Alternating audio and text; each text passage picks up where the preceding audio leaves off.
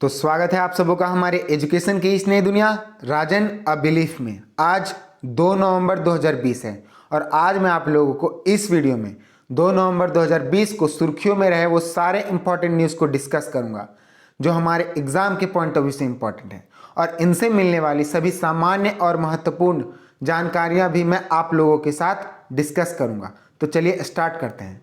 आज का हमारा पहला प्रश्न है, अभी हाल ही में विश्व शाकाहारी दिवस कब मनाया गया है? तो अभी हाल ही में विश्व शाकाहारी दिवस 1 नवंबर को मनाया गया है, और विश्व शाकाहारी दिवस को मनाने का मुख्य उद्देश्य मनुष्य, जानवरों और प्राकृतिक पर्यावरण के लिए शाकाहारी होने के लाभ के प्रचार प्रसार करने के लिए मनाया जाता है। और इस दिवस को सबसे पहले बार 1994 में मनाया गया था। तो क्वेश्चन नंबर 1 का ऑप्शन ए सही है।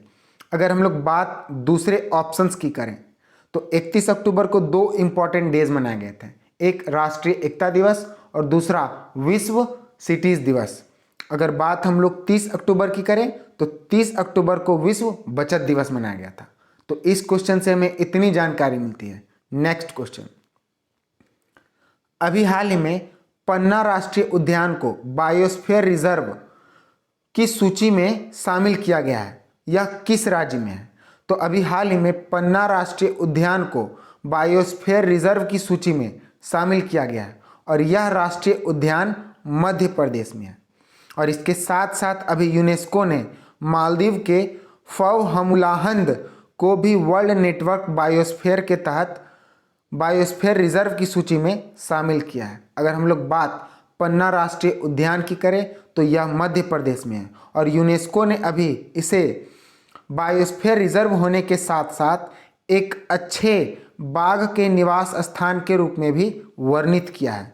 तो क्वेश्चन नंबर 2 का ऑप्शन सी सही है। अब बात अगर मध्य प्रदेश की है और मैं मध्य प्रदेश के बारे में ना बताऊं, ऐसा हो नहीं सकता।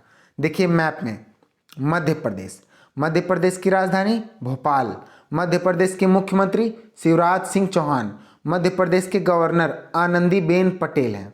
मध्य प्रदेश के विधानसभा में कुल 230 सीटें हैं, मध्य प्रदेश के लोकसभा में कुल 29 सीटें हैं, और मध्य प्रदेश के राज्यसभा में कुल 11 सीटें हैं। मध्य प्रदेश का राजकीय पशु बारहसिंघा, मध्य प्रदेश का राजकीय पक्षी दूधराज जिसे शाह बुलबुल के नाम से भी जाना जाता है, मध्य प्रदेश का राजकीय पुष्प लिली है, और मध्य प्रदेश का राजकीय वृक्ष बरगद का पेड़ है। तो इस क्वेश्चन से हमें इतनी जानकारी मिलती है। नेक्स्ट क्वेश्चन, अभी हाल ही में किसके द्वारा एकता क्रूज सेवा की शुरुआत की गई है? तो अभी हाल ही में हमारे देश के प्रधानमंत्री नरेंद्र मोदी जी के द्वारा एकता क्रूज सेवा की शुरुआत की गई है, और इन्होंने अभी इस सेवा की शुरुआत श्रेष्ठ भारत भवन से स्टैचू ऑफ यूनिटी के लिए शुरुआत किया है। और यह पर्यटकों को दी जाने वाली नाविक सुविधा है, जिससे पर्यटक श्रेष्ठ भारत भवन से स्टैचू ऑफ यूनिटी तक की सैर करेंगे। अच्छा, अगर हम लोग बात इस क्रूज सेवा की करें तो यह क्रूज सेवा एक बार में 200 व्यक्तियों को ले जा सकता है, और यह 40 मिनट में श्रेष्ठ भारत भवन से स्टैचू ऑफ यूनिटी की सैर कराता है। तो क्वेश्चन नंबर 3 का ऑप्शन ए सही है। नेक्स्ट क्वेश्चन, अभी हाल ही में आरबीआई के अकाउंट एग्रीगेटर फ्रेमवर्क पर लाइव होने वाले देश का पहला राज्य का क्या नाम है? तो अभी हाल ही में आरबीआई के अकाउंट एग्रीगेटर फ्रेमवर्क पर लाइव होने वाले हमारे देश भारत का पहला बैंक का नाम इंडसलैंड बैंक है, और इसके साथ साथ इंडसलैंड बैंक इस फ्रेमवर्क के अंतर्गत वित्तीय सूचना प्रदाता के रूप में भी लाइव हो सकेगा। तो क्वेश्चन नंबर 4 का ऑप्शन बी सही है। अगर बात अब आरबीआई और इंडसलैंड बैंक की है, अगर मैं इन दोनों को नहीं बताता हूं तो आप लोगों को हो सकता है बुरा लग जाए, तो मैं आपको पहले आरबीआई के बारे में बताता हूं। ये रहा आरबीआई का लोगो। इसकी स्थापना 1 अप्रैल 1935 को हुआ था। इसका हेडक्वार्टर मुंबई में है, और इसके वर्तमान समय के गवर्नर शक्तिकांत दास हैं।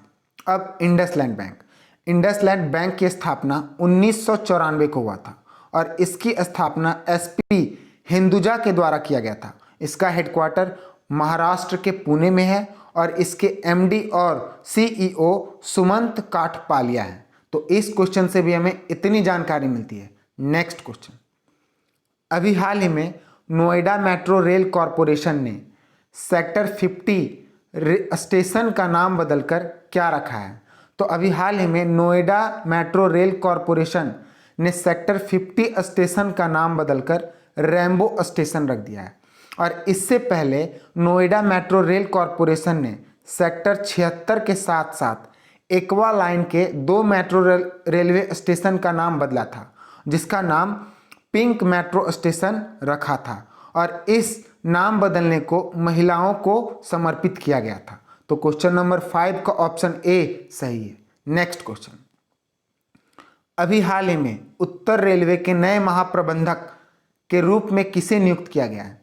तो अभी हाल ही में आशुतोष गंगल को उत्तर रेलवे के नए महाप्रबंधक के रूप में नियुक्त किया गया है। अगर हम लोग इनकी बात करें तो इन्होंने बहुत सारे पोस्ट पर कार्य किए हैं, जिनमें से महत्वपूर्ण मुंबई में वरिष्ठ उप महाप्रबंधक तथा मंडल रेल प्रबंधक के रूप में कार्य किया था। और इन्होंने रेलवे में नेशनल इंफ्रास्ट्रक्चर पाइपलाइन प्रोजेक्ट के समन्वयन के रूप में भी कार्य किया था। और इनकी खास बात यह है कि इन्होंने अपने जीवन के 35 वर्ष रेलवे में ही गुजारे हैं। तो क्वेश्चन नंबर 6 का ऑप्शन बी सही है।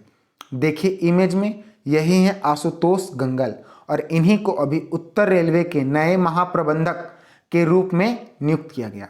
तो क्वेश्चन नंबर 6 का ऑप्शन बी सही है। नेक्स्ट क्वेश्चन, अभी हाल ही में किस देश के पूर्व प्रधानमंत्री का निधन हो गया है? तो अभी हाल ही में तुर्की देश के पूर्व प्रधानमंत्री का निधन हो गया है और इनका नाम हमारे लिए इम्पॉर्टेंट इसीलिए है क्योंकि यह ANAP के रूप में 11 साल अपने जीवन के बड़े भाग को बिताया और यह तुर्की के 3 बार प्रधानमंत्री के रूप में रह चुके हैं। इनकी पहली नियुक्ति 1991 में हुआ था, इनकी दूसरी नियुक्ति 1996 में हुआ था और इनकी तीसरा चुनाव 1997 में हुआ था। तो क्वेश्चन नंबर 7 का ऑप्शन सी सही है। अगर बात तुर्की की है तो मैं आपको तुर्की के बारे में बताता हूँ। तुर्की एक ऐसा देश है जो एशिया महाद्वीप और यूरोप महाद्वीप दोनों में है। एशिया महाद्वीप में इसका क्षेत्रफल 97% है और यूरोप में इसका क्षेत्रफल 3% है। तुर्की की राजधानी अंकारा है। तुर्की की करेंसी टर्किश लीरा है जो भारत के 8.82 रुपए के बराबर है। अगर तुर्की की प्रेसिडेंट की बात करें तो इसके वर्तमान समय के अभी प्रेसिडेंट रेसेप तैयप एर्दोगन है। तो इस क्वेश्चन से हमें इतनी जानकारियां मिलती हैं। नेक्स्ट क्वेश्चन, अभी हाल ही में किस राज्य में भारत का पहला टायर पार्क को शुरू किया गया है? तो अभी हाल ही में पश्चिम बंगाल में भारत का पहला टायर पार्क को शुरू किया गया है। यह अजीबोगरीब बात है कि अभी हमारे देश भारत में पहला टायर पार्क को शुरू किया गया है और इसे शुरू भी पश्चिम बंगाल के परिवहन विभाग के द्वारा किया गया है। तो क्वेश्चन नंबर 8 का ऑप्शन बी सही है। अब बात अगर पश्चिम बंगाल की है तो चलिए मैं आपको मैप में पश्चिम बंगाल के बारे में बताता हूँ। ये रहा मैप में पश्चिम बंगाल। पश्चिम बंगाल की राजधानी कोलकाता, पश्चिम बंगाल के मुख्यमंत्री ममता बनर्जी, पश्चिम बंगाल के गवर्नर जगदीप धनखड़। पश्चिम बंगाल की विधानसभा में 294 सीटें हैं, पश्चिम बंगाल के लोकसभा में 42 सीटें हैं और पश्चिम बंगाल के राज्यसभा में कुल 16 सीटें हैं। पश्चिम बंगाल के राजकीय पशु फिशिंग कैट, पश्चिम बंगाल का राजकीय पक्षी व्हाइट थ्रोटेड किंगफिशर है, पश्चिम बंगाल का राजकीय फूल शेफाली का फूल है और पश्चिम बंगाल का राजकीय वृक्ष चेटियन का वृक्ष है। तो इस क्वेश्चन से अभी हमें इतनी जानकारियां मिलती है। नेक्स्ट क्वेश्चन, अभी हाल ही में पेटीएम कितने फास्टैग जारी करके देश का सबसे बड़ा फास्टैग जारीकर्ता प्लेटफॉर्म बना है? तो अभी हाल ही में पेटीएम ने 5 मिलियन फास्टैग जारी करके हमारे देश भारत का सबसे बड़ा फास्टैग जारीकर्ता प्लेटफॉर्म बना है और इसका आगे का अगर लक्ष्य सुनिएगा तो यह आश्चर्यजनक की बात होगी। इसने अभी अपना लक्ष्य रखा है कि अगले 100 महीनों में अपने 100% फास्टैग की बिक्री करेगा। तो क्वेश्चन नंबर 9 का ऑप्शन बी सही है। अब अगर बात पेटीएम की है तो मैं आपको पेटीएम के बारे में बताता हूँ। ये रहा पेटीएम का लोगो। पेटीएम की स्थापना अगस्त 2010 में हुआ था। पेटीएम का हेडक्वार्टर यूपी के नोएडा में है और पेटीएम के वर्तमान समय के सीईओ वरुण श्रीधर हैं। तो इस क्वेश्चन से भी हमें इतनी जानकारी मिलती है। नेक्स्ट क्वेश्चन, अभी हाल ही में भारत के किस केंद्र शासित प्रदेश ने अपना पहला स्थापना राज्य दिवस मनाया है?